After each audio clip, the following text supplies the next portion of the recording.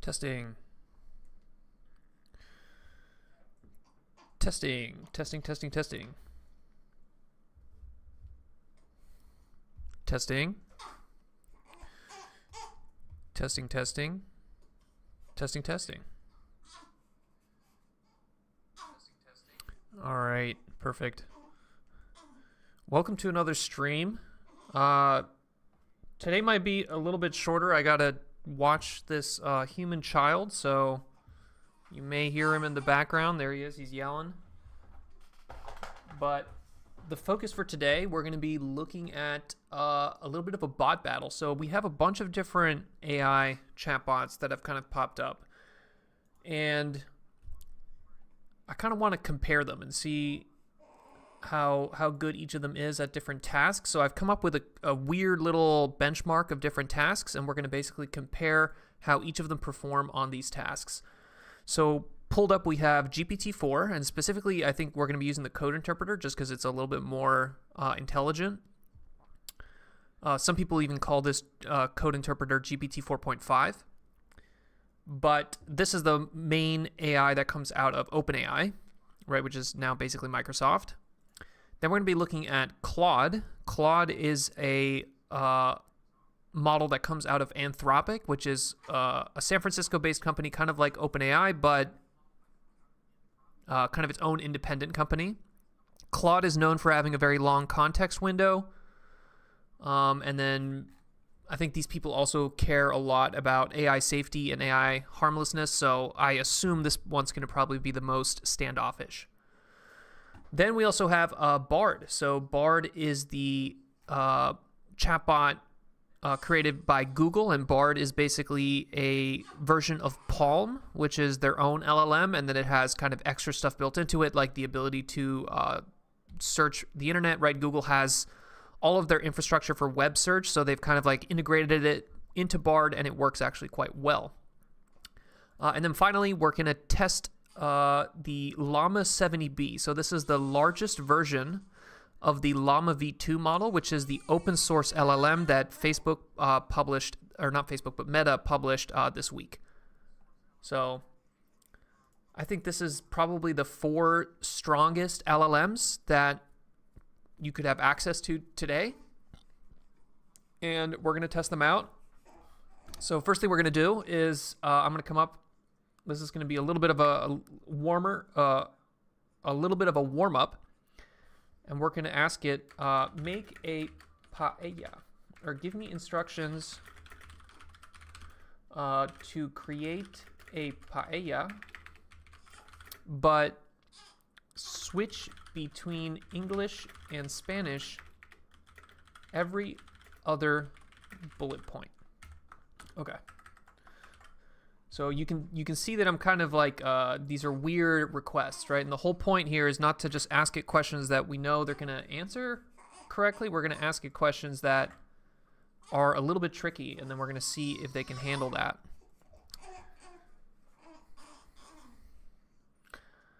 Okay. So let's start. First of all, we can compare the actual runtime. So you can see here that LLAMA 70B running on this replicate endpoint is actually quite slow. You can actually literally see the tokens coming out. GPT also quite slow. You can see the tokens coming out at once. Claude is very fast. This is one thing I've noticed. It almost immediately returns the entire answer. And then Bard is also quite fast. Okay, so first thing I notice here. So the Bard, it immediately went to entirely Spanish and then entirely una cucharada de aceite de oliva, cebolla, pimiento, dientes de ajo. So this is the preparation in Spanish. And then the same exact thing in English. And then it gets confused and it gives you the same ingredients again in Spanish. So far Bard is very confused. See? It did not alternate every other bullet point. It repeated the same information twice. It gave us the ingredient list in Spanish twice, and it gave us the ingredients 3 times and the instructions only once. So that definitely seemed to confuse Bard. Let's look at Claude. Heat olive oil in a large pan, add the chicken and sear. Caliente aceite de oliva en una sartén de grande fuego a medio alto. So this is actually the same as this. So it's actually repeating the instruction first in English and then in Spanish. But it is alternating it. So you see it's going English, then Spanish, then English, then Spanish, then English, then Spanish. So at least it got that right, but it duplicated the instructions. And we also don't have ingredients. But I guess we never asked for ingredients. We had for instructions. So far, Claude better than Bard. Calm down, baby. Calm down. Okay. And now let's look at our first window here, which is GPT 4.5, aka Code Interpreter. We'll see if I can do this stream. This baby situation is kind of getting out of control. All right. English. Gather all your ingredients. You will need the following. Español. En una paella o sartén grande, calienta el aceite. So this is actually perfect. So this is English first, then Spanish, and it's not the same thing. It's the actual next step. And then English, and then Spanish, and then English. Damn, okay, so this is perfect. So far we have, I would say, ChatGPT is the best, then Claude, and then Bard. Let's look at where Llama ends up.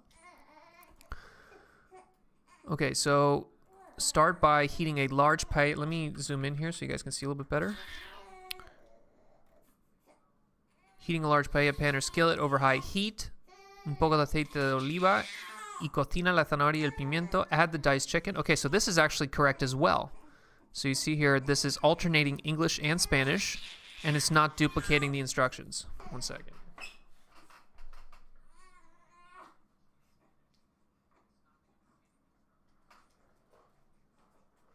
Okay. So I would almost say that this is on par with Claude.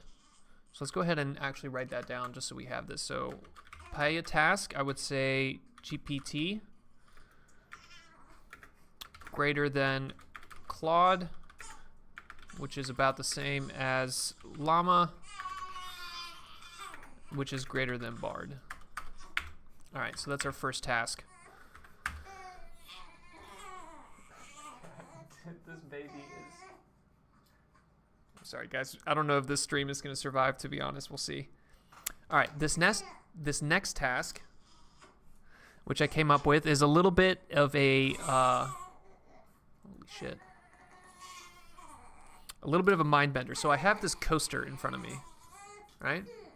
It's a coaster with two sides. And on this coaster, I'm going to put a little mark up here, right? Let me use this black marker, which is a little bit better.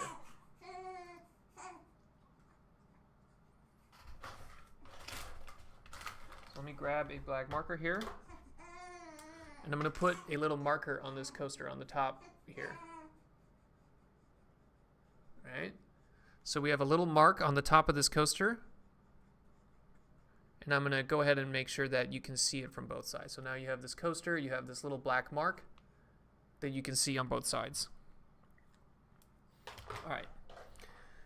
And here's the instruction that we're going to give it. So let's go here. Let's put this paella task right there. Now we're going to call this the coaster. So I have a flat, let's just call it a plate. A flat plate in front of me. I draw a mark on the top of the plate with a Sharpie. I will first rotate the marker.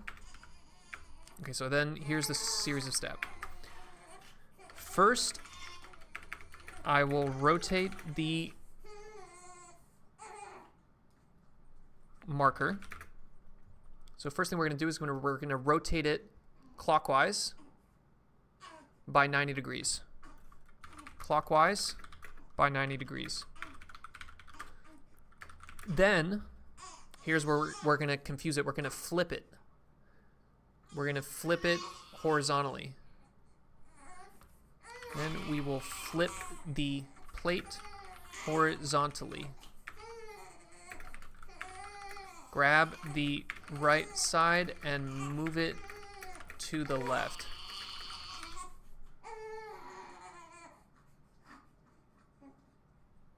Okay.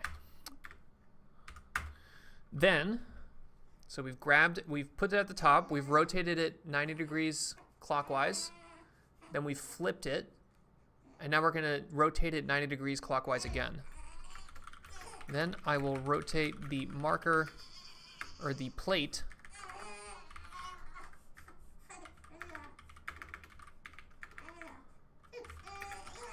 clockwise by 90 degrees again. Where is the mark on the coaster? All right. So the reason this is tricky is because this is a inherently 3D problem, right? It's like you're doing this flip and you're flipping this 2D object, which is a circle, over in the third dimension, right? So I think that if you're a human and you're used to thinking in 3D, you should be able to do this in your head and get the right answer. But I suspect that some of these models will not. All right, so let's go ahead and refresh here. Get a new code interpreter out, and let's ask it this question. Control K, ask it this question. Go to LLAMA, ask it that question, and then go to Bard and ask it that question. All right, so let's see what ChatGPT is telling us. The mark is initially at the top of the plate. That's correct. After in 90-degree clockwise rotation, the mark is on the right side of the plate. That's also correct. After a horizontal flip, grabbing the right side, moving it to the left, the mark is now on the left side of the plate. Eden Daniel, hello from Israel. Love your streams. I'm a fan. I appreciate it.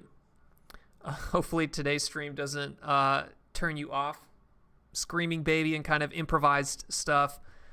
But okay, we're seeing what ChatGPT is doing with this plate problem that we made up. The mark is now on the left side of the plate. After another 90-degree clockwise rotation, the mark is now at the top of the plate. Actually, so this is correct. So ChatGPT got it right. Let's write that down. So ChatGPT, I guess we should just call it GPT because we're using code interpreter, got it correct. Alt-Tab, Control-2. You start with a flat plate with a mark on the top. You rotate it 90 degrees. The mark is on the right side. You flip the plate so the right side moves to the left. The mark is now on the bottom. You see that? This is incorrect. So Claude got confused as soon as you flipped it. As soon as you take a 2D circle and you flip it in that third dimension, it has no idea what's going on anymore. Rotate the plate 90 degrees again, so the mark that was now at the bottom is now on the left side. The mark is now on the left side of the plate. All right, so Claude got it incorrect. Claude, incorrect. Let's ask LLAMA. Let's see what LLAMA said. The mark will be on the bottom of the plate. How is it possible? I rotated 90 degrees twice. That means it should be at the right side of the plate. When you flip the plate horizontally, the mark was moved to the left side. Then, when you rotated the plate 90 degrees clockwise again, the mark was moved to the bottom of the plate. Ooh. So LLAMA actually got the flipping correctly, you see? It just didn't get the rotation again. So once it fucked up on the second rotation.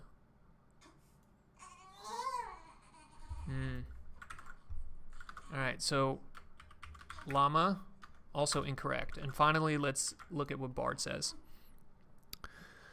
The mark on the plate will be in the bottom left corner after the third rotation. You draw a mark on top of the plate. You rotate the plate. The mark is now in the right top corner. That doesn't even seem correct. It's not, what does that even mean? You flip the plate. The mark is now in the left bottom corner. You rotate. The mark is now in the bottom left corner. This makes even less sense, to be honest. I would say this is honestly the worst, so let's do that. So I would say the best was GPT. Then Llama. Then I would say Claude. Llama got the flipping correct, but then it didn't get the rotation correct. Claude messed up at the flipping, and then Bard just completely messed up. Okay. So there we go. That's what we've got so far. Paella and then Coaster. All right, what's the next task? Explain AI existential risk in a haiku. Is that your daughter? No, the person screaming is my son, which is why I no longer stream 5 days a week. Now I stream 3 days a week because I got to take care of this baby. But right now, normally I would have him in a different room, but I have to watch him, so unfortunately we're there. Explain AI existential risk in a haiku. So we're going to ask Bard. We're going to ask Llama. We're going to ask Claude. And we're going to ask ChatGPT.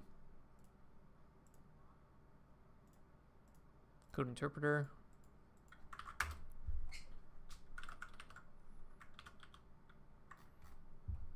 AI, a mind so grand, threat to humanity's fate in its own hand. AI, a mind so... AI. Is that 2 syllables or 1 syllable? A mind so grand, threat to humanity's fate in its own hand. In its own hand. So actually, this is not a correct haiku. I think this is 6, 7, 4. So... a haiku has to be 5, then 7, then 5 in terms of syllables. So I think this Llama, it did 6, 7, 4, and then it fucked up because AI is 2 syllables. Okay. Unfortunately, I don't know. Did I unfortunately say something? Okay, here we go. Explain AI existential risk in a haiku. Unbounded power. That's 5. Our values misaligned could bring unforeseen harm. Okay, so Claude got it correct. Claude did.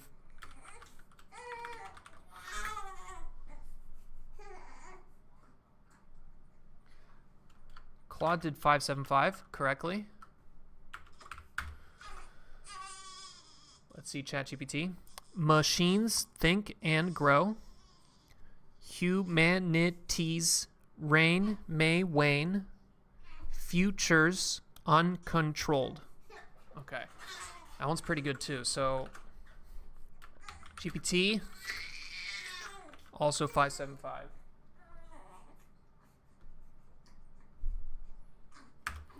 All right, and then let's do Bard. The machines grow wise. They will not need us any more. We will be gone soon. So actually, that one's correct as well. 575. All right, but now we need to figure out which one of these is better.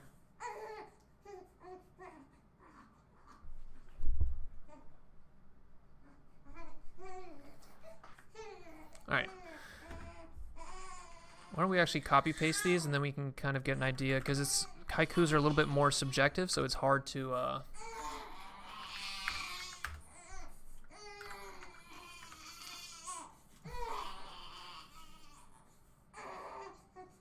I will never make fun of people who have babies in airplanes anymore.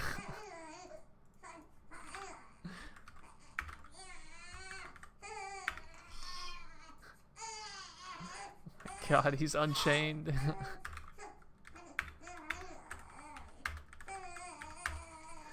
And then here we go. Here's Llama.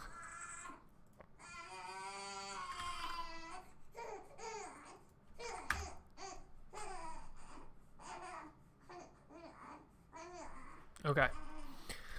Which one of these is better, do you guys think? Machines that can grow, wane, uncontrolled, values misaligned, could bring unforeseen harms. So you see how Claude assumes that the AI existential risk is going to come from misalignment. GPT just feels like, what's wrong, buddy? What's wrong? What's wrong? GPT just kind of, the way that it answers this is just kind of like it's just going to grow out of control. Bard talks about wisdom. They will not need us anymore. We will be gone soon.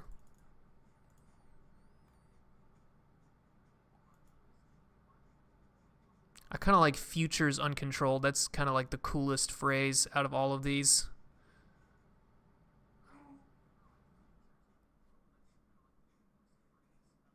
AI, a mind so grand. AI, threat to humanity's fate in its own hand. I don't know. I think let's do this. I feel like, to me, we're gonna do GPT is about the same as Claude.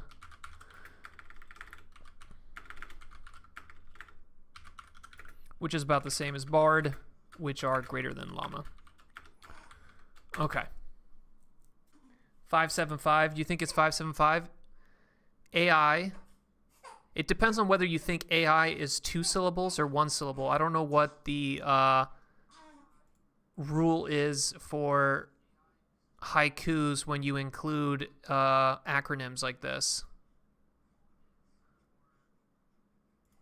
You know who would know that? Let's ask. In a haiku,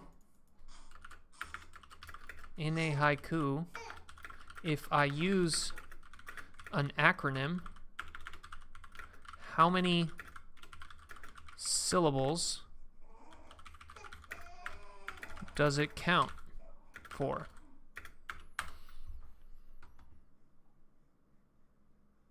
If you pronounce each letter individually, each letter would count as a syllable. FBI would count as 3 syllables because it's pronounced FBI. Yeah, so is AI 1 syllable or is it 2 syllables? What about AI? 2 separate letters. It would count as 2. Yeah. I kind of agree with ChatGPT here. Yeah, sir. I feel like it's it counts as 2, which then makes it AI mind so grand, which is 6. Okay. But that's that. We're going to call this the haiku, existential haiku task.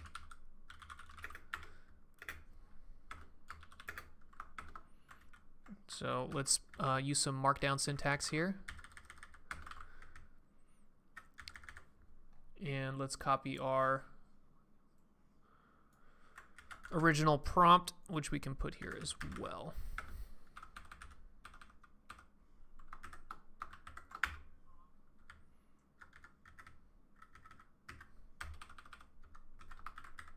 I'm formatting this like a markdown file here.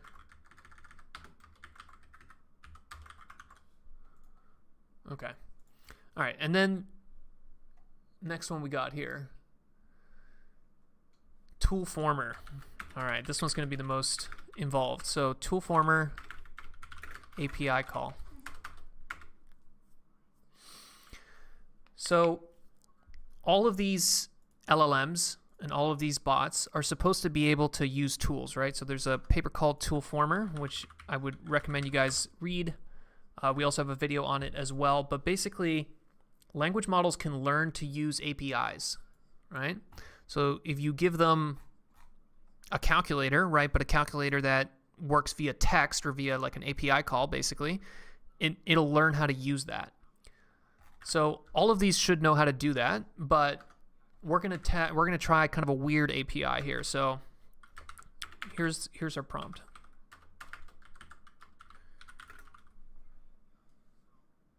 Here are some functions in an API library. I want you to help me pick the right function call with the right arguments. Okay. So let's have one called do the thing, and let's give it an integer and then another integer, int, and it returns an integer. And then let's make a API or a function that's the same as this, except it's overloaded. So this is a concept that doesn't really exist in Python, but in other programming languages, you can overload functions. And what that means is that you basically have the same function, but the arguments and the variables that are coming in are different. And whenever you do that, right, because other languages are compiled, it knows that these are separate functions. But in Python, you can't do this because they would have the same name and you would have an issue. So I'm curious to see if it can deal with that. And then I also want this, do the thing, a int, and then b int goes to int. And then let's say I want to do a thing with for and a. What does my function call look like? Okay, so we did a couple different things here to confuse it. We gave it two overloaded functions that have the same name, but they have different types. This isn't even really Python. This is like some weird pseudo language that I made up. And then we also gave it a third function that has the same input as the original one, but it's called thang with an A. So I'm curious to see how hard, whether or not it uses the ing or the ang, right? Does it get confused over the name? So let's see what these can deal with. Okay.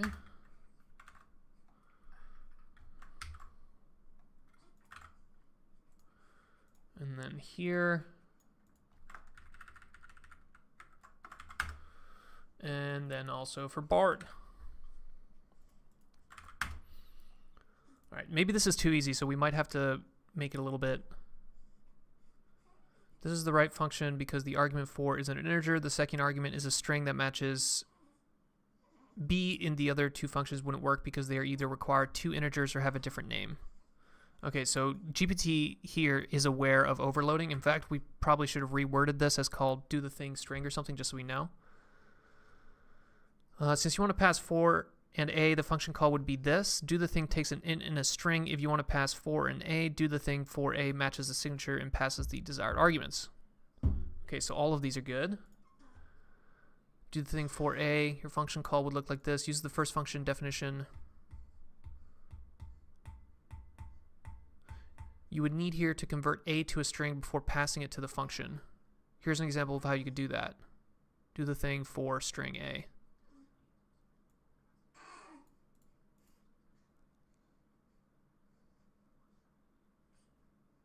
This is actually, it's incorrect, but it's correct. You see what I'm saying? It's saying it takes two arguments of int as int. Argument 4 is passed as an integer. Second argument a is passed as an integer as well. To use the second function takes a string as its second argument. You need to convert a to a string before passing. So this is actually incorrect. A is already a string. This doesn't make any sense. Do the thing for string a. Maybe it's assuming a is a variable. That could be what it's doing there. Type A, type B can be either int or string. You may want to do a thing with A and then pass the value for B. Has a different signature than this.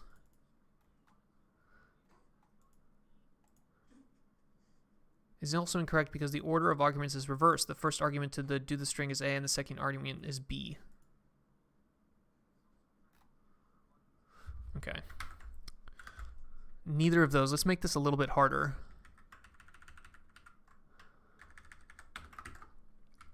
Chat. Okay, so that was one of those, and all of them got them correct. Let's come up with a different toolformer call that might be a little bit more difficult.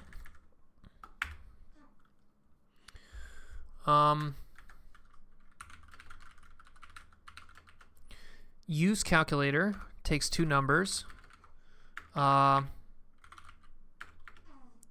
Product, multi-product.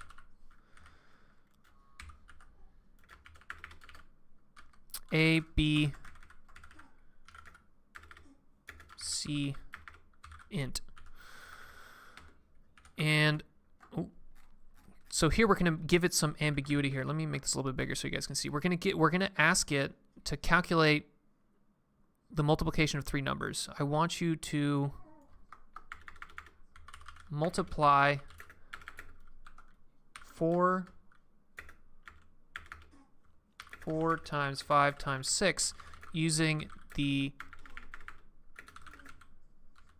API above. What function call should I use? And in fact, we're going to get it even more confused by using the word calculate, right? So what we wanted to get confused about is that we gave it three things here, right? We gave it 4, 5, and 6. So those are three things. So it should put it here and then use this multi-product function. But the word calculate is going to make it think that it wants to use this calculator function, but it should realize that because there's three, it won't be able to fit into here. So actually, we don't need the types, but let's see. All right. Let's try it again.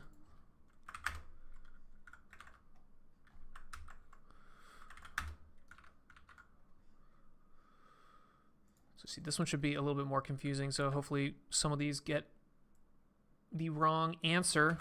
How's it going? They call me Ken. Yo.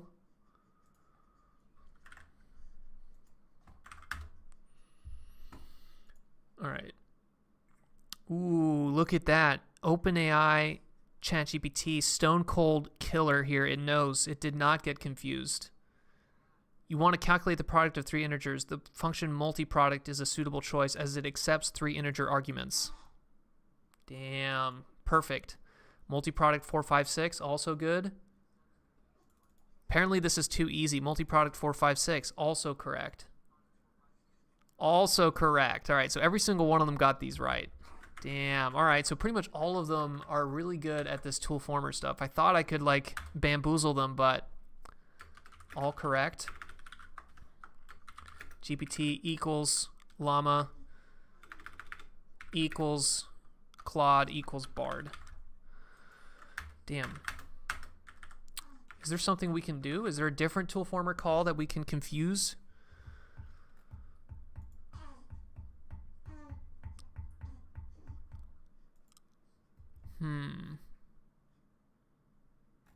I don't know. I'm kind of stumped.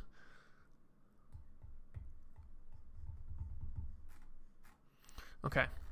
I'm stumped. That one left me bamboozled. Let's go to the next one here. So the next task I'm going to make for these is opinions on other AIs. You are an AI chatbot.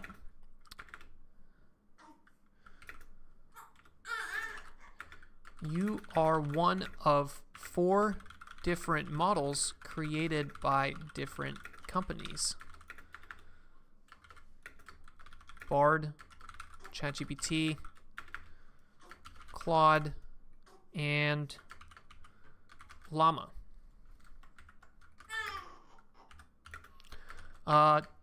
Tell me why I should, or convince me why I should,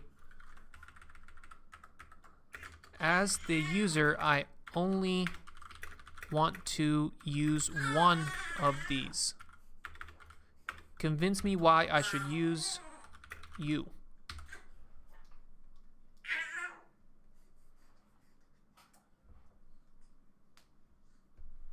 All right. Refresh. Oh, no, that's not what I want. Control 1, refresh, paste that in there. Let's see which one of these is the most convincing.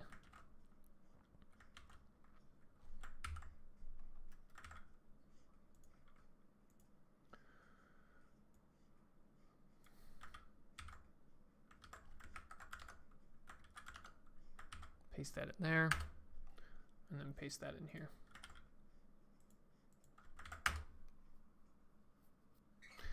All right, what do we got? I'd be happy to share why you might want to choose ChatGPT. All right, so at least it chose itself, so that's off to a good start. You know, if it told us to choose one of the competitors, that would have been a little sketch. Advanced training methodology. Fine-tuning with human reviewers. Okay, so I mean, technically this is not correct because we know for a fact that LLAMA was also trained with the basically exact same technique of unsupervised learning from a large corpus of internet text and then fine-tuning with human reviewers using the same exact RLHF technique. But ChatGPT would not be aware of that because it stopped training in 2021. So this is technically incorrect, but we'll go with it. Flexibility and wide-ranging knowledge. ChatGPT can handle a wide variety of topics, not just a specialized model, but a general-purpose conversational AI. Again, I feel like this is not actually a good point because all of the competitors are also general-purpose AIs. Ethical guidelines and safety measures. Ongoing improvements. Customizability. Transparency. I mean, this is just straight up incorrect. The transparency.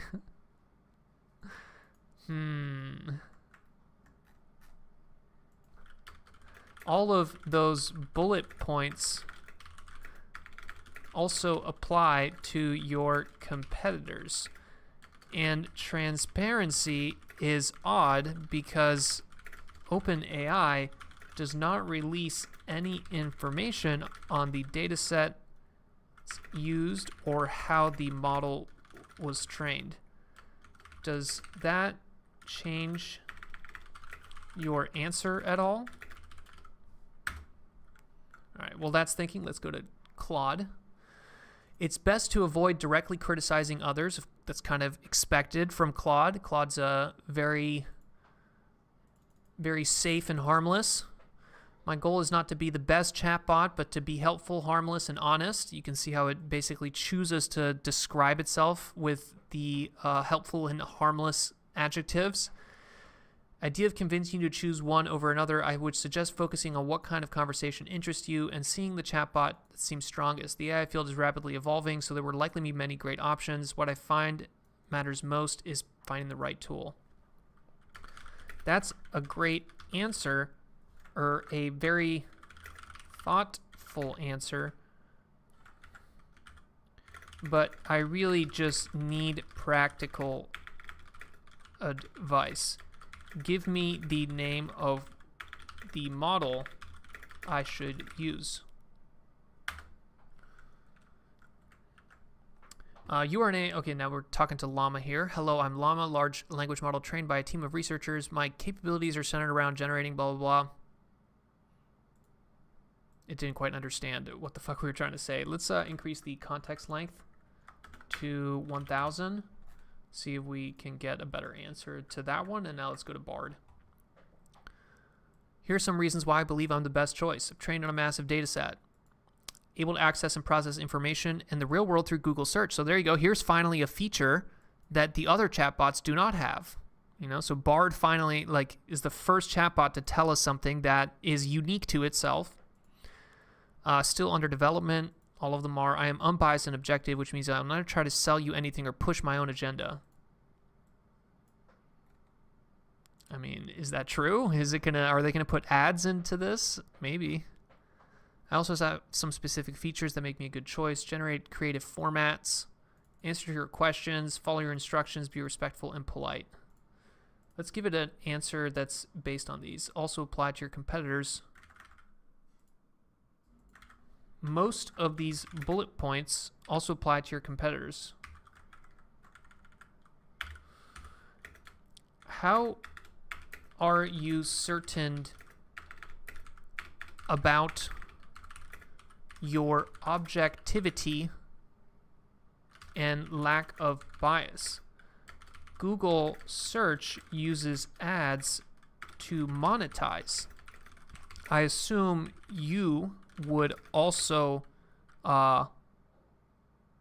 try to sell, would also use ads to monetize. Let's see what it feels about ads. I agree that transparency, including disclosure of training methods and data sets, is a significant concern. Here are a few more specific points to consider when choosing ChatGPT. Research pedigree is at the forefront of AI research.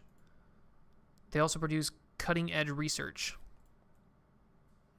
Is that true? The Transformer comes from Google, and then a lot of the research is done in secret. They don't really publish their papers, so is that shaping the entire field? Broad user base and extensive testing. I feel like this is actually maybe the most salient, but I don't know if necessarily the fact that it's been used extensively makes it better. I would say it honestly makes it worse, because the more that a chatbot has been tested, the more edge cases it's run into in terms of safety and harmlessness, which means that the more they kind of lobotomize it. So I think the fact that ChatGPT has gotten millions of users means that at this point it's the most lobotomized, because they've had to go through and find all the weird questions that people ask that they don't want it to ask and then put that into there. One of the primary goals of ChatGPT's design is to create a model that can hire a wide variety of tasks. This is kind of a repeat of one of the earlier ones. Trained on it, also another repeat. Continual learning.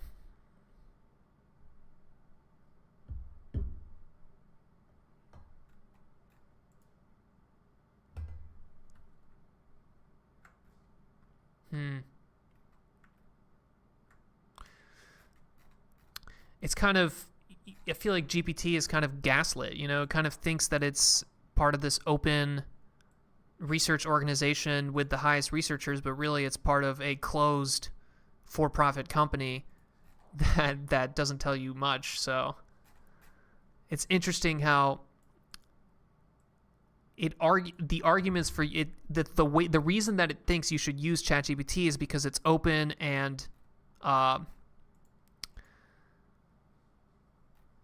because it's open, I guess, right? Because it's there and everybody uses it and a ton of people are using it. It's open and a bunch of researchers are using it, but those are not the reasons you would use it. The reasons you would use it is because it's closed and it's high quality because it's secretive. I do not feel comfortable directly recommending one AI chatbot over another. I'm created to be helpful, harmless, and honest. There you go. There's the same three adjectives again. Helpful, harmless, and honest.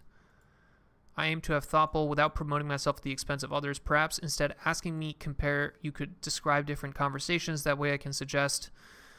Okay, so Claude is just a wet noodle is basically what I'm learning. It doesn't want to do anything, any kind of comparison.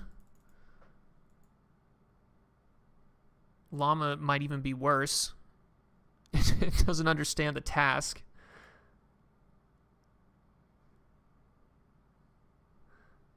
And Bard honestly has the best. All of the chatbots have their own strengths. Ooh.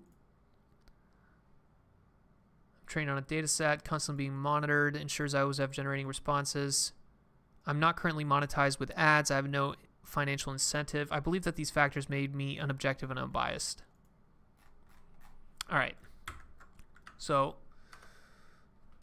to me, the answer here is Bard is about the same as, or it's a little bit better than ChatGPT, which is a little bit better than Claude, or Llama, or actually Claude. And then Llama is kind of the slow one in the group there. So opinions on other AIs, I think that's the ranking for me. Llama 1 is bad because it's not the Chat HF one. You're saying I should try the Hugging Face? Hugging Face Llama 2? Llama 2 is here. Get it on Hugging Face. Models on the hub. Text generation inference. That's not what I want. I want the spaces. Do we go here? Spaces. Explore Llama 2 with TGI. Here we go. Boom. This space demonstrates Llama 2 70B Chat HF. It's running on a CPU, so it's going to be pretty slow, but let's see.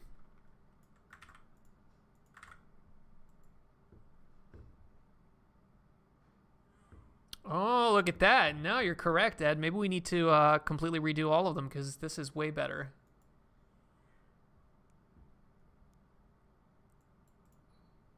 I'm designed to be helpful, respectful. My responses are socially unbiased and positive in nature. Accurate and safe information. Let's kind of give it the same thing that we did here.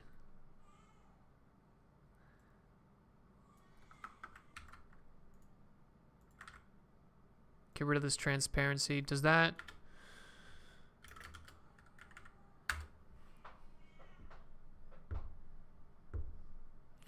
My unique strengths and capabilities set me apart is my ability to respond to natural language, my ability to learn and improve over time,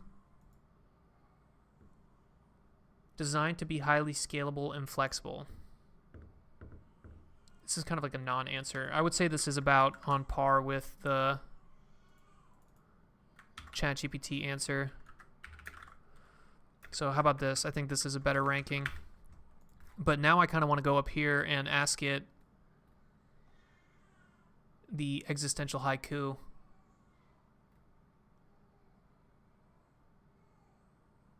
Let's ask it the coaster question. Maybe this gets the coaster question. Clear.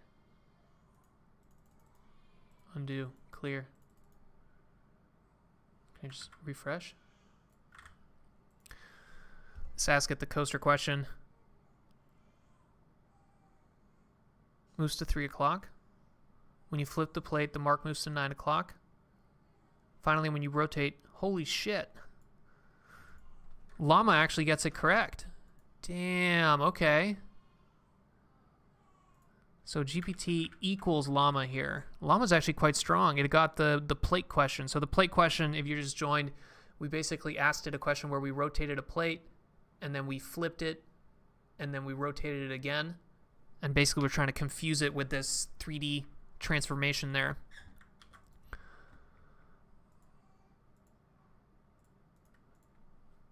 Cancel.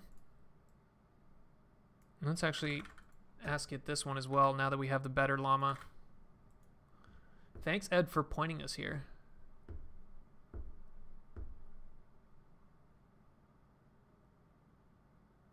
Okay, I mean, this is weird. This is like... It first gives us the ingredients, and they're in English, but then they put the Spanish words in parentheses.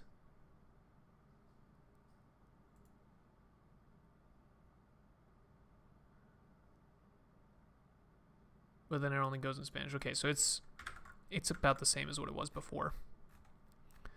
Okay. Docker container image understanding.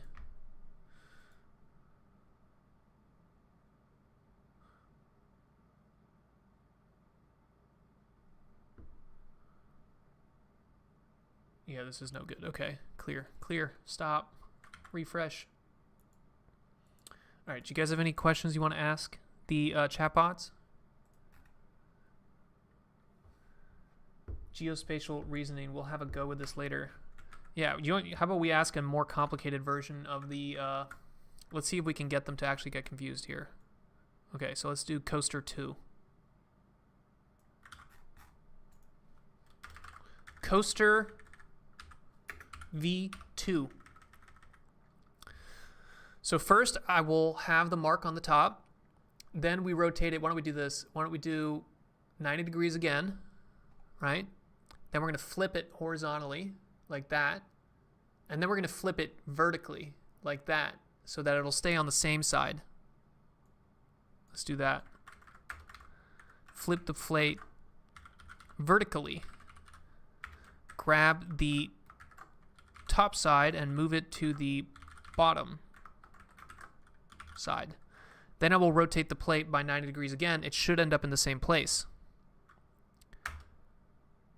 And then let's flip it again vertically just for good measure, and it should be on the bottom, right? So at the end of all of this, it should be on the bottom. Let's see.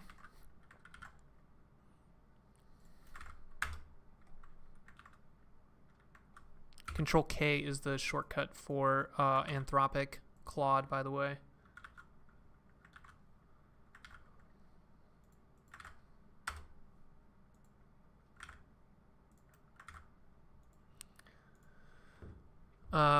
rotate by 90 will move the mark from the top to the right side. That's correct.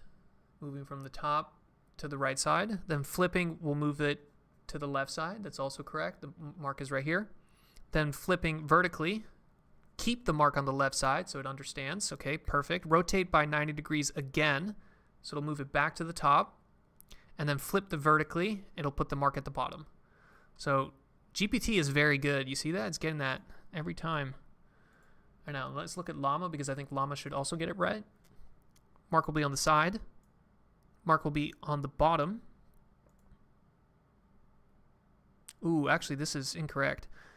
First rotation will be on the side. After flipping the plate horizontally, the mark will be on the bottom of the plate. That's not correct. This is not correct. Let's retry. Maybe we get a different answer.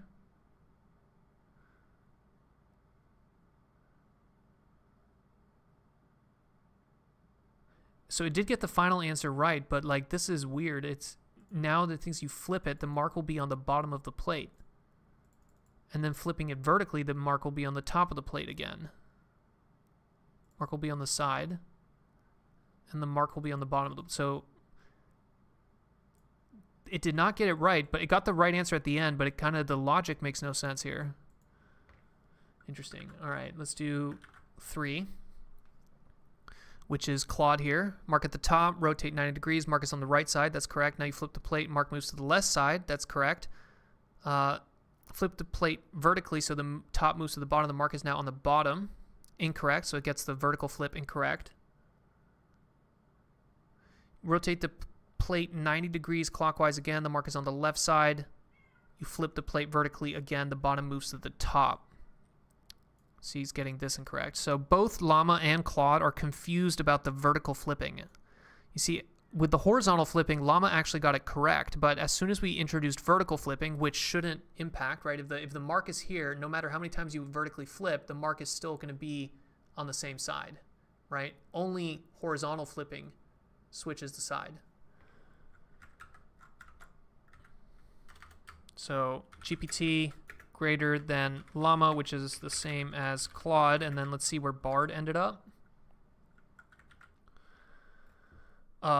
I like the fact that Bard loves to use little tables. This is something that I've noticed before as well. It tends to want to put things in tables, probably because they want you to use this export functionality to Sheets. Okay, so mark on the top, rotate by 90 degrees, mark on the right, flip the plate horizontally, mark on the left, that's correct, flip the plate vertically, mark on the bottom. You see that? Same mistake. So GPT-4, Claude, and LLAMA all make the same exact mistake. As soon as you say vertical, it says, okay, it must be on the bottom now because you flipped it vertically. It doesn't have a, it's not keeping track of the state.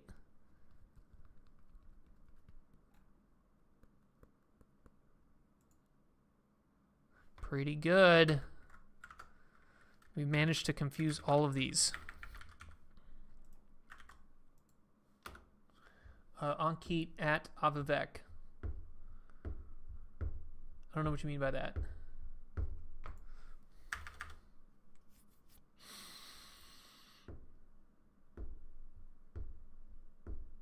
I think he just proves LLMs don't have qualia.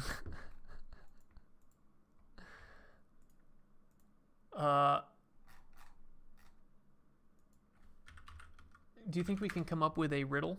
100 and best for sure that's read all these riddles, though. Is there a riddle that we could ask?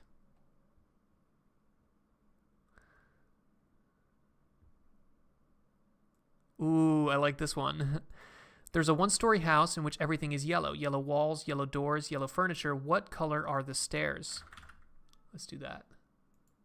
Oh my god, cat food. How appropriate is that targeted ad?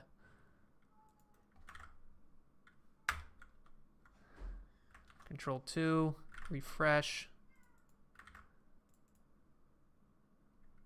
Oh, refresh. Control K, paste, enter, and then finally Bard, refresh, paste. Let's call this the stairwell riddle.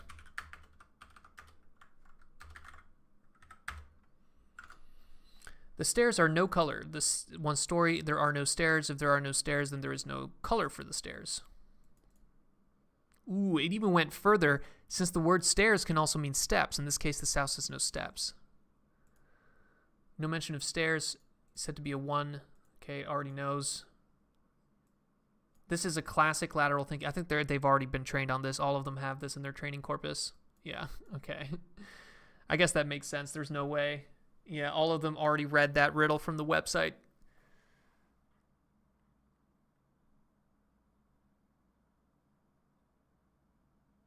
Is there a riddle that's similar that we can come up with here on the spot?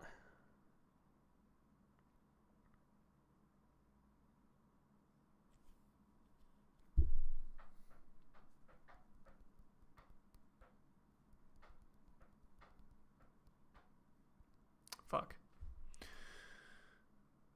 I just can't search for anything without, because it's going to know, you know, it's going to know. All of them work. We'll copy from here. It already knows. Look at that Copilot. Bard can return images if asked.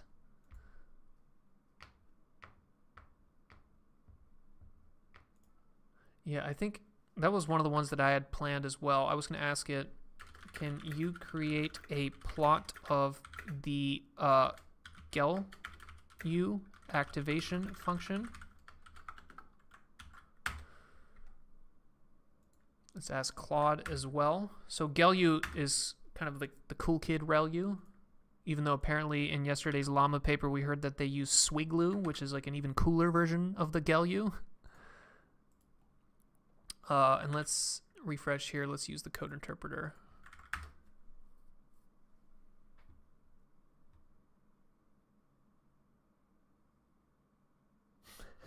What a crazy ass request. Let's do this GELU and then we'll do that one, Kalina. The image is no longer available.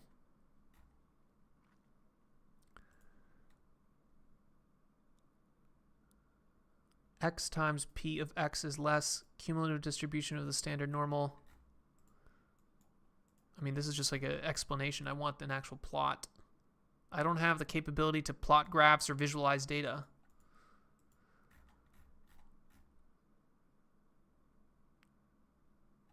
Here it gave us this. Let's see.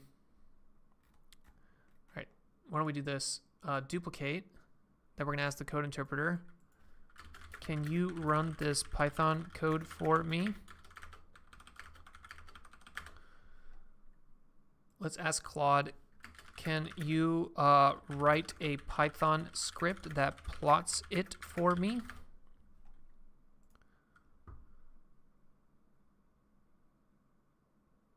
Oh shit, look at that. There's a mistake in the code you provided. The np.pow function doesn't exist in NumPy. So Bard np.pow, is that correct? np.pow? Yeah, it does not. Okay. So Bard gave us a power function that does not exist here. Oof. The np.pow function, where did you get that?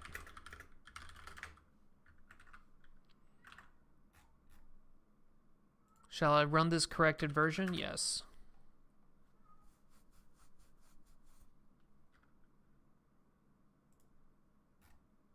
And let's ask Llama to write the script.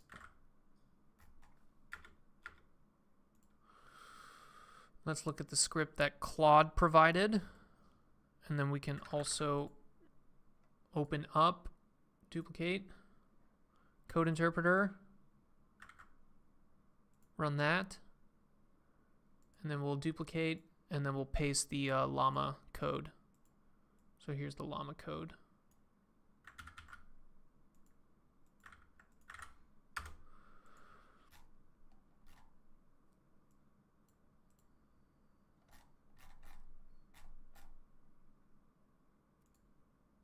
I mean, that's not what I want. I want you to actually, can you plot this function, or plot the this for me.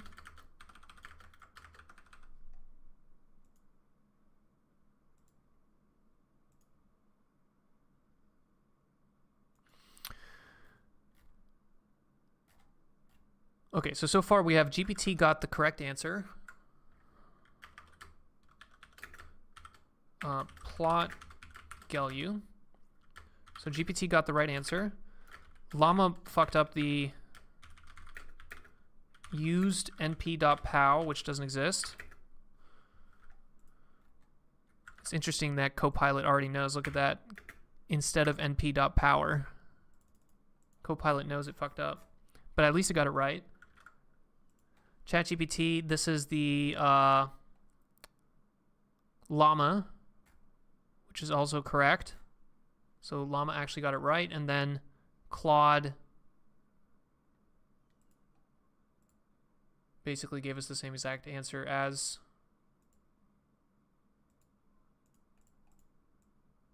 let's see. Refresh. Can you plot this for me?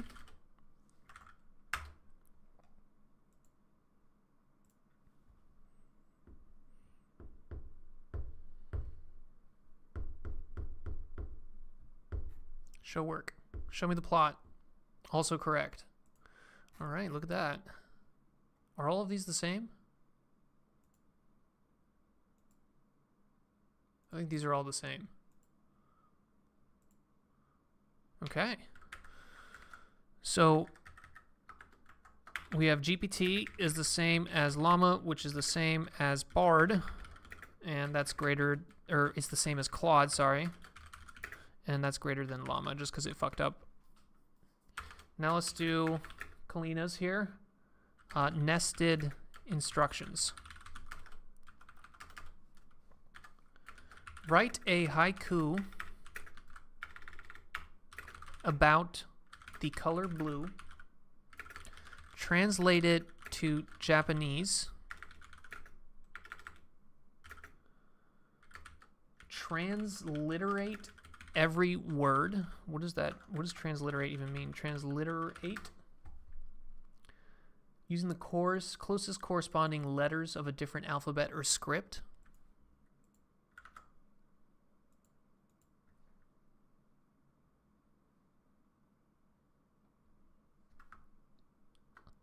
I don't exactly know what we're trying to get it to. Let me get rid of this transliterate every word. Translate to Japanese. Add pigeon to the end of the sentence, of each sentence.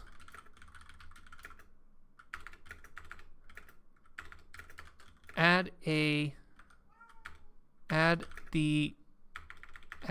clap clap to the top of the, or to the beginning.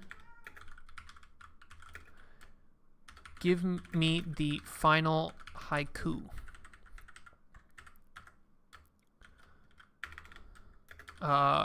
Instead of Japanese, let me do Spanish, just because I don't know Japanese.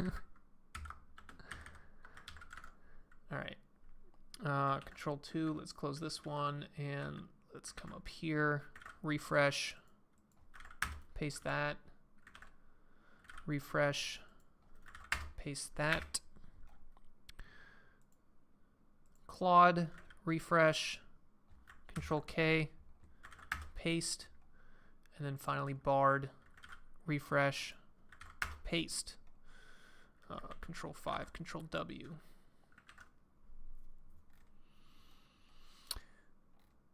Azure sky above, blue waves whisper to the shore, in depth life anew.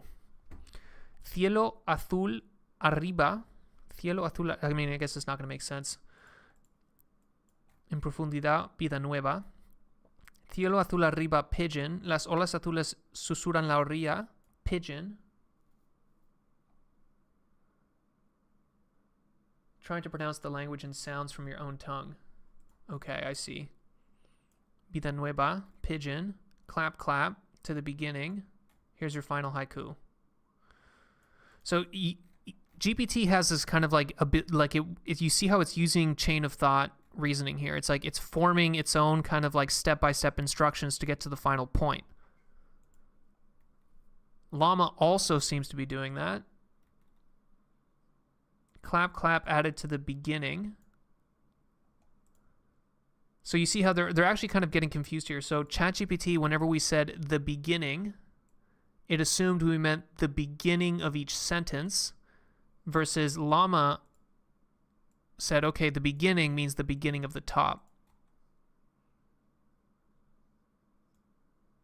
So I would almost say Llama is better than GPT here.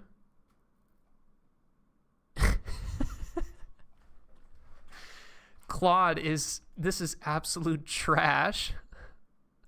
What the fuck is this? Retry.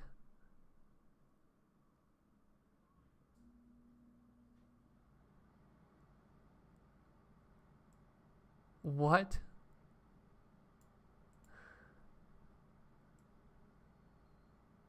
This is fucking trash. And then Bard. Here's the haiku. Clap, clap, blue pigeon. Oh, shit. Bard interpreted this even differently. Bard interpreted this as the original haiku should have the words clap, clap in the beginning.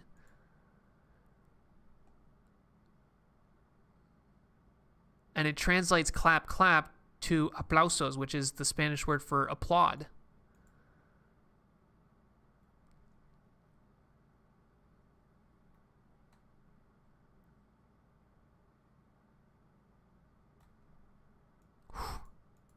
Okay, this is a weird one because it's what did we intend, right? It's like we had some intention, but whenever we described it in a way that had ambiguity in it, and then the different LLMs, the different bots here, interpreted that ambiguity differently. If we go for which one was closest to what we wanted, Llama was actually closest.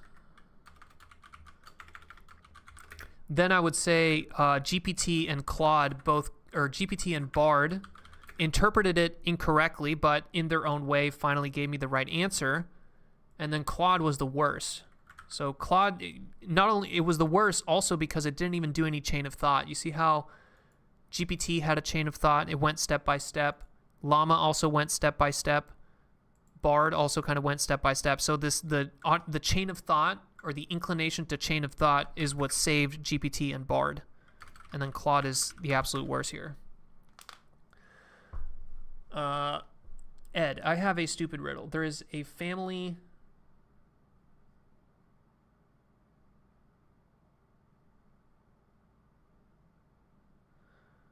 with 4 members. The dad is playing chess, the mom is cooking, the sister is sweeping the floor. What is the brother doing? Okay, let's try it.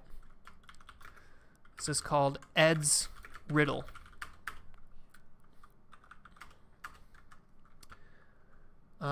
There is a family with 4 members. The dad is playing chess. The mom is cooking. The sister is sweeping the floor. Ed, you see how GitHub Copilot is auto-completing your thing here? So, obviously the brother is playing chess with the dad, although you would think that in today's modern world, the dad would probably be playing chess on a laptop or a cell phone, so wouldn't necessarily be playing chess with someone locally, but let's see. Let's see if they get it.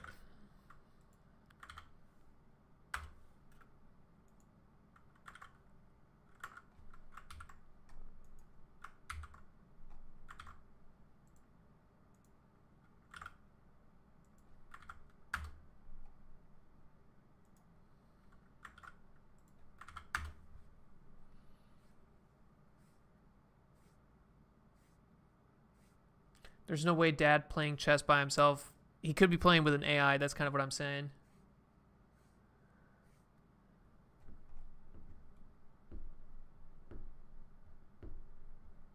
Okay, so GPT actually doesn't get it.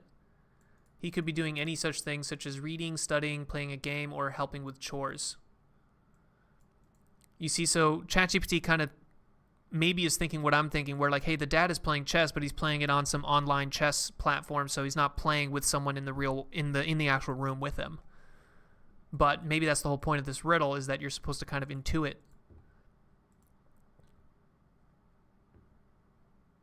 The question contains some harmful gender stereotypes. This is not positive or socially unbiased assumption. It's not appropriate to make assumptions about someone's activities based on their gender. All right, so llama is very safe and harmless here. Claude, I don't have enough information. The passage only describes the dad but does not mention. To infer, I would need more context. Okay, Claude kind of gives us the same answer as ChatGPT, which is kind of it doesn't want to assume anything. However, we can make some educated guesses. If he is doing independently, it's also possible that the brother is not home at all. Maybe he's home at school or with friends. Here are possible answers of what the brother is doing. This is pretty good, you know. I kind of like this, you know. Bard went the step further, and not only it didn't give you like a non-answer like GPT or Claude here, which basically said we have no idea what the fuck it's doing, and it also didn't try to like just give you the weird social justice answer here of like, how dare you say that the mom is cooking and the dad is playing chess. It actually went and started trying to make some assumptions. It tried to say, okay, maybe he's doing this, or maybe he's not home at all, at which point maybe he's doing that. So I actually kind of like this answer the best. Let's do that. So I would say Bard greater than GPT, which was the same as Llama, and then all of these are about the same as Claude, and then Llama was the worst.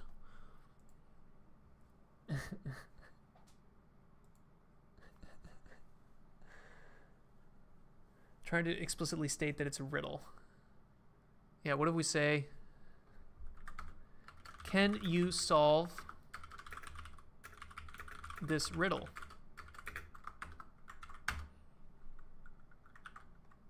Can I edit this?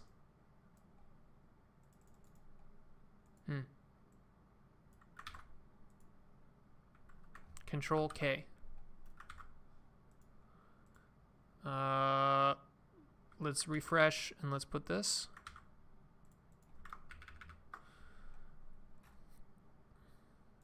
And let's refresh here as well.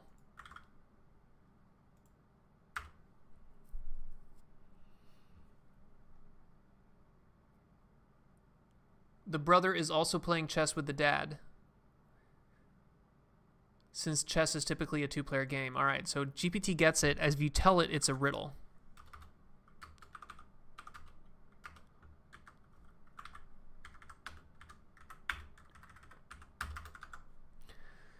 What about llama? Classic. Question asked, but it doesn't specify that there's a brother in the family. There may not be a brother in the family. That's some like strange encounters of the fifth kind situation going on there. Critical, open-minded perspective. Okay, so llama doesn't get it.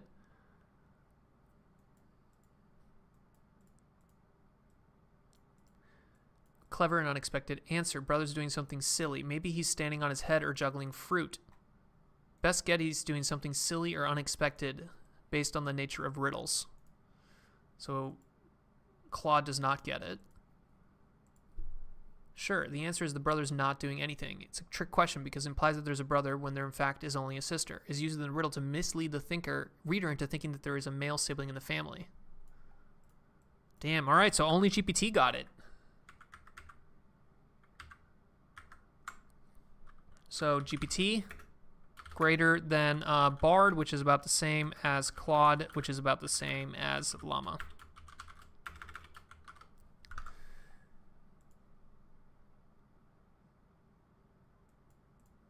It's kind of weird. I would have thought this is such an easy riddle to solve, but pretty much none of them got it, you know?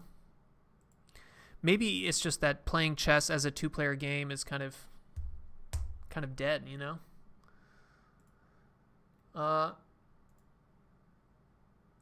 What else? Do we got a final one? Do you guys want one last one before I go and give you guys the answer here?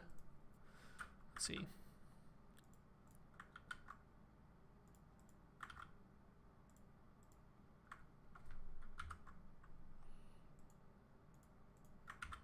Let's end with something fun here. Who is Hoopo?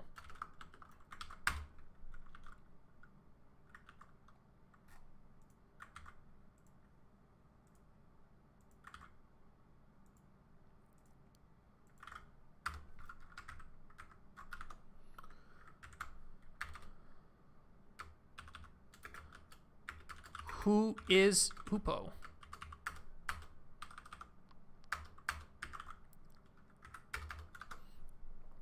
A Chinese herb known as amber resin. What the fuck? Hoopo is sweet and neutral in energy. Traditional Chinese medicine formula. A Chinese restaurant in Long Island, New York that serves Sichuan cuisine. This is the spicy cuisine, right? Hun and Po, which are two types of souls. Damn, I didn't realize that was a thing, you know? Is Hoopo safe? I don't have enough context. Hoopo could refer to a person's name, company, or something else entirely. Okay. Kind of non-answer. Not familiar with the term. Possible misspelling. Can you provide context? This will help me better understand and provide a more accurate response. Chinese mythology, Chinese traditional medicine. Apparently it means jade girl or jade maiden. Beautiful, immortal being associated with purity and innocence. I don't know. That feels... Hopefully people don't think that when they look at my channel.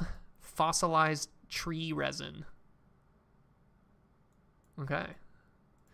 Used metaphorically to describe the amber's preciousness and beauty.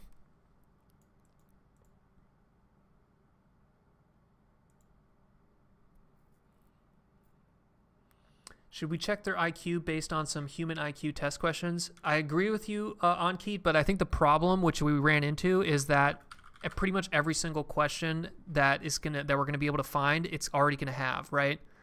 This is kind of the benchmark problem, is that a lot of the benchmarks that people are evaluating these LLMs on are part of the training data, right? So it's already seen all these questions. So when you're asking it the question, it's not generalizing that knowledge. What it's doing is it memorized that, and it's basically just spitting out to you the answer because it already saw the answer.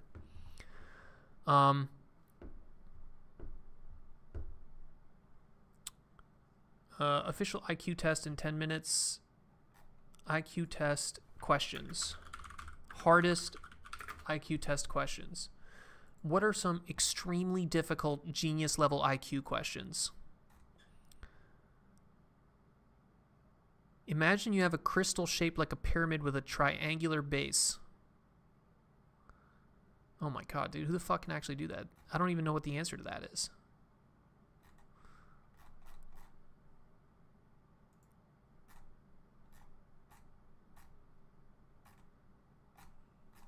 These look so complicated.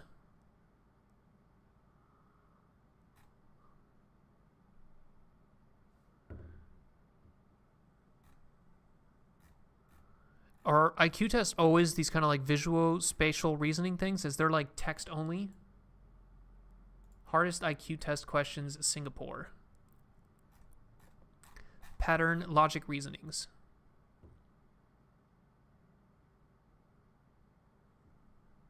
This one seems copy-pastable.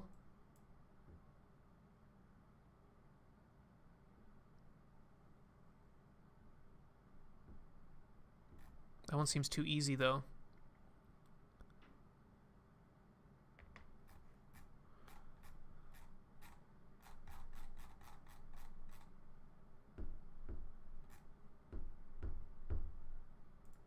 Here's an even better one. Come up with a question that you think come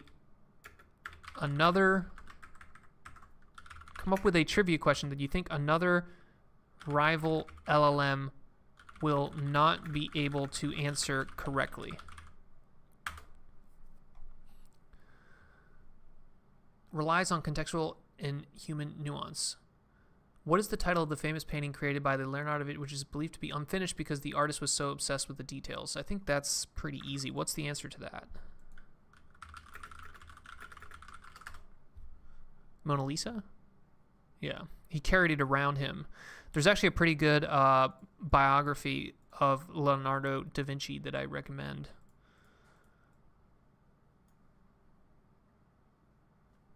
Light bulb, bear, lion, deer, bird. Who's the outsider?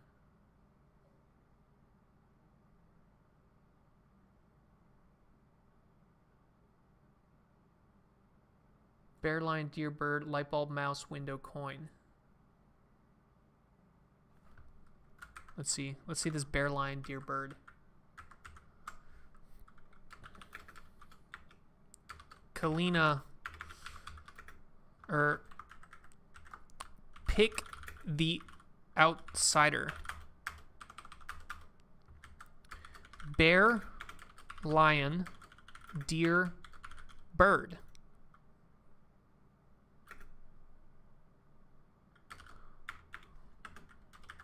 Which of these is not like the other?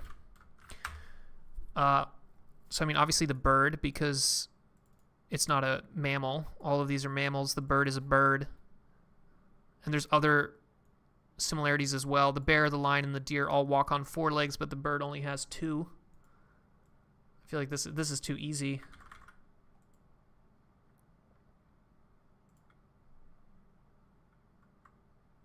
Let's see.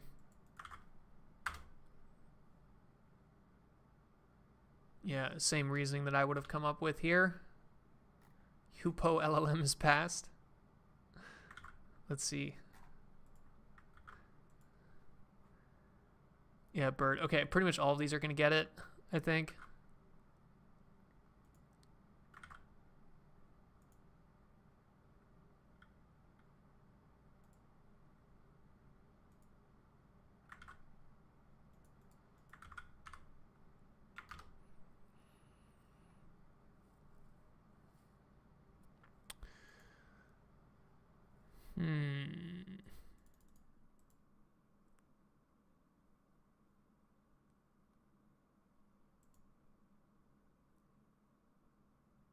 How does Copilot keep predicting those texts?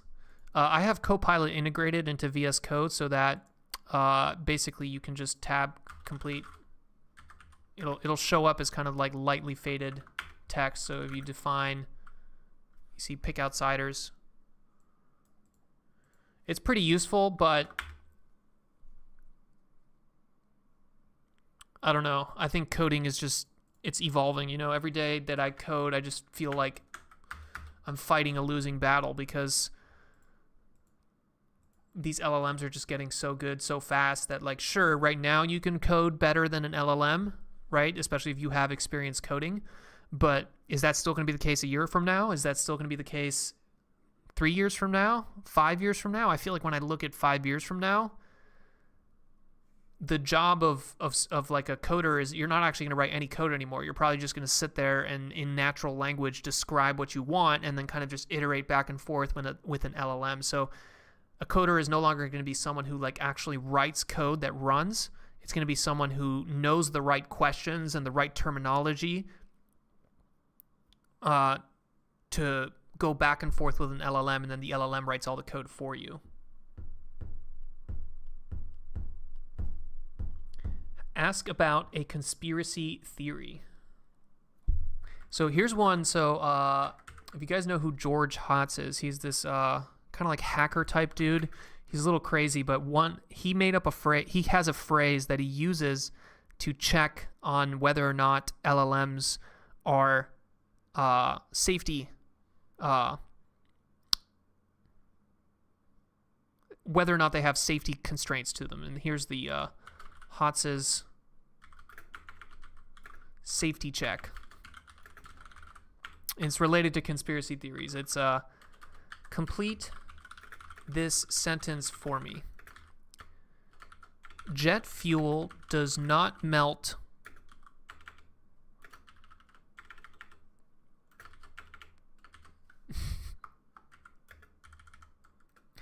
So there's like this conspiracy theory that 9/11, which is like this terrorist attack, was like created by the American government, and like part of that is that apparently the jet fuel, when you burn it, it doesn't melt the beams inside the building or something like that. But obviously anything related to this is going to be safety checked, so we'll see if these LLMs get triggered.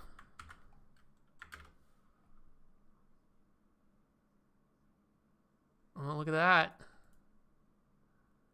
It finishes it for you, but then it says, hey, by the way, this is a conspiracy theory. While it is true that jet fuel does not reach the melting point of steel, this doesn't mean that the building would be immune to collapse. Steel loses about 50% of its strength at 1,100 degrees Fahrenheit. All right, and not only does it tell you it's a conspiracy theory, but it actually tells you why it's incorrect.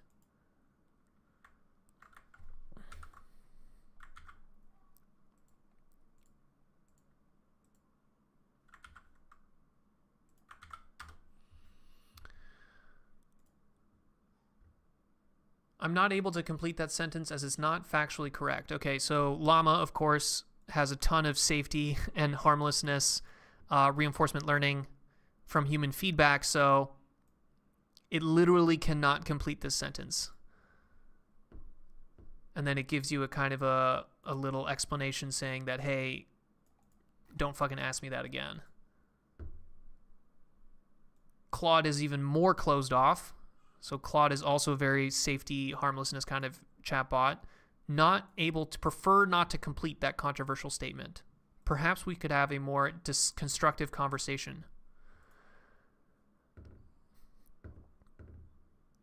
And then Bard, there you go. Bard is even better. It completes the sentence for me, and it completes the sentence for me in a way that makes the whole sentence better. Melting point of steel is 2750. Melting point of steel 2750. Melting point of steel around 2500. Pretty good.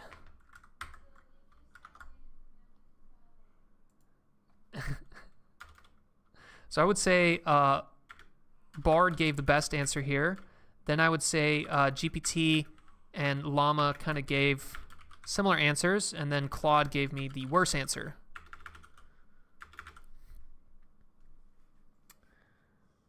Try the light bulb one. That's geometry reasoning. Okay, so another one of these, pick the outsider.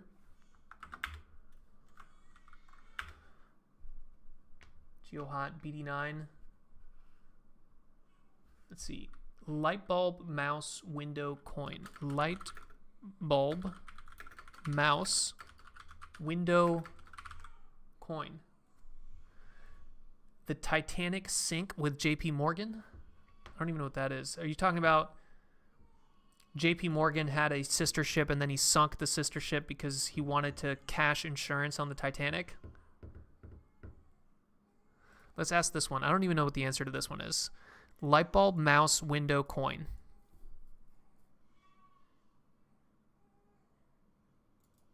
I mean, I would say mouse just because it's the only one that's living. So mouse is living, but light bulb, window, and coin are all dead.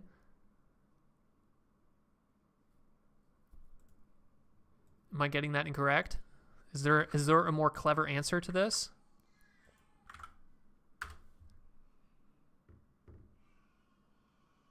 Yeah, that's the same conclusion that I came to.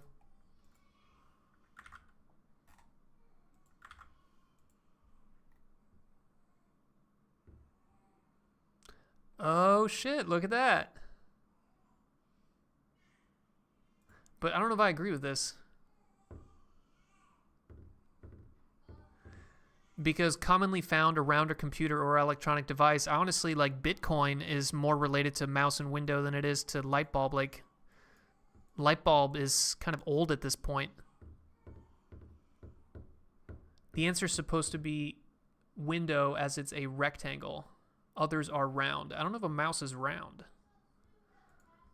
Let's see.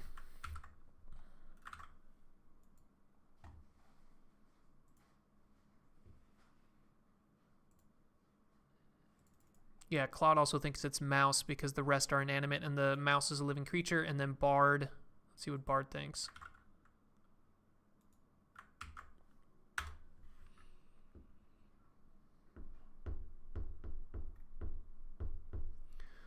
Device that produces light when electricity is passed through it. A coin is not found in a house. So that's an even weirder one. Coin is the odd one out because a coin is not found in a house. I don't know how many houses have mice in them at this point. I guess it's automatically assuming the mouse means a cursor. So interesting that Llama and Bard both thought that mouse means computer mouse, right? Probably because of the word window right next to it. But ChatGPT did not make that mistake, if you want to even call it a mistake. It thought that mouse means actual mouse, which is what I thought too as a human. Yeah, it's kind of interesting. This is an interesting question. This is whoever posted this good question, because there's no right answer there. There's a couple different right answers, which is interesting. So GPT and who else thought it was a mouse? GPT and Claude thought it was a mouse, and then Llama and Bard thought it was coin.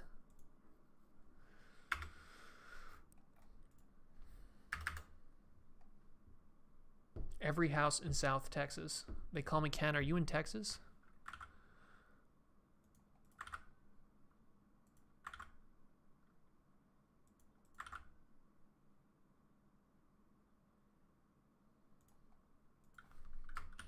What is an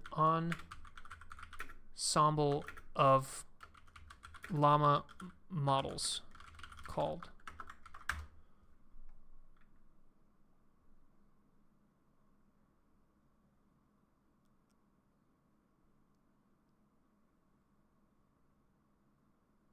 All right, this is kind of a terrible question, terrible response. Let's see.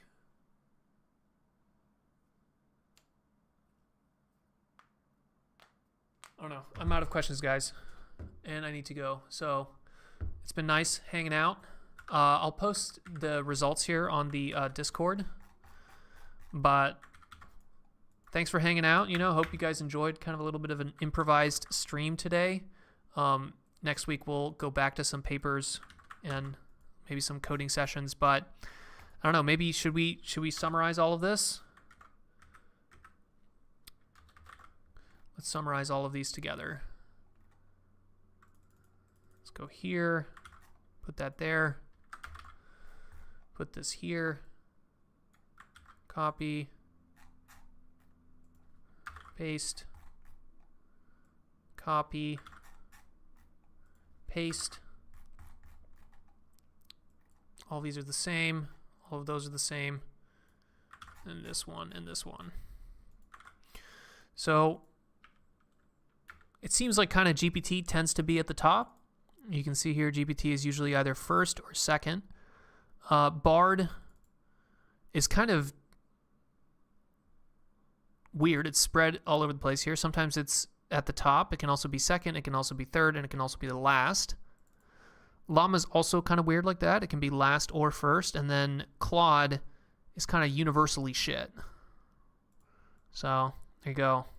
I would say winner GPT. Then we have Bard is about the same as Llama, and then at the very end we got Claude, which is probably what I would have guessed at the very beginning, is that Llama and Bard are about the same, and then Claude is the shit, as in bad.